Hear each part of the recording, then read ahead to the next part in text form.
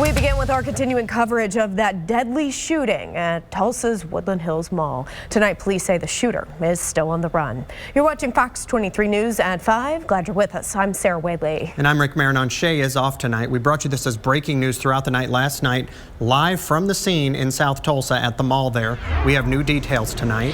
Fox 23's crime and safety reporter John Acebas is live at Tulsa Police headquarters after spending the day talking with detectives. Now, John, you learned more about the suspect. Yeah, we learned that the suspect is a man, but police are kind of keeping that information very close. But after speaking with detectives and police, that seems to be a good sign as the potential for a possible arrest. As for the people who knew KJ, who we now know is the victim, they were very upset today. Tulsa police have identified 21-year-old Kirsten Love, or KJ, as the person shot outside the Woodland Hills Mall Tuesday night. Just not him. Devin Williams mentored KJ through the school system a few years back. He's torn. It's the 6th kid he's lost. It just doesn't make any sense. I mean, it's just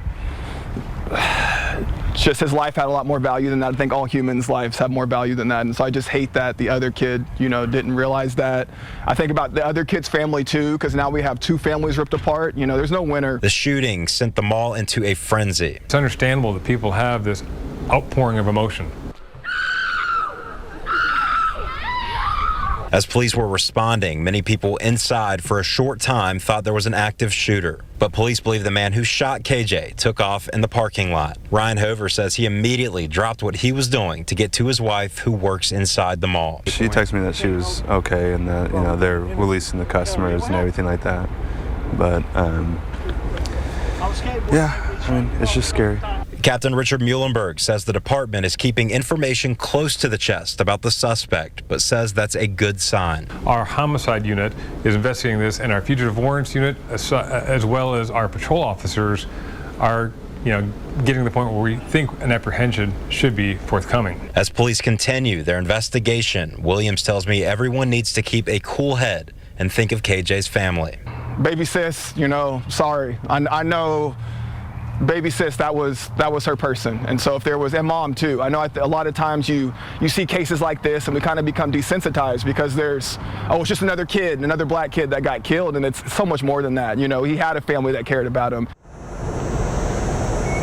As you heard in that story, there was a lot of people screaming there on scene, very emotional at Woodland Hills Mall. That kind of spilled over to the hospital where they were trying to give life-saving aid to KJ. Police say they understand, but it kind of causes issues as they're trying to work a scene and as doctors are trying to give some kind of help to the victim. Sadly, we know that he died, and as soon as we learn more information about the suspect or of an arrest, we will let you know here on Fox 23 News.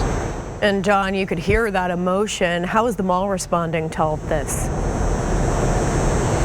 The mall has been very quick to respond. In fact, we reached out, about an hour after this happened at the mall last night. They directed all of our questions to the Tulsa Police Department, but the hours remain the same. When I went to Woodland Hills Mall today, there was a fair amount of people.